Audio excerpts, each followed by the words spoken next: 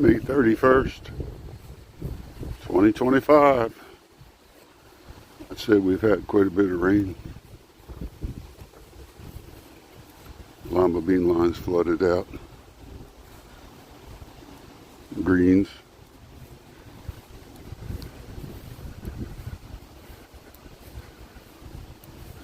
Second patch of sweet corns and stand-in water.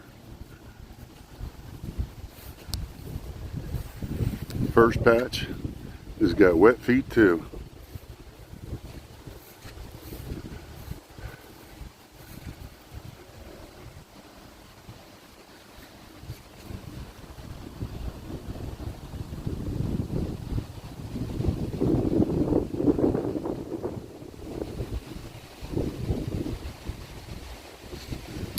Fruit trees held up through the window. They all look good. Peace out.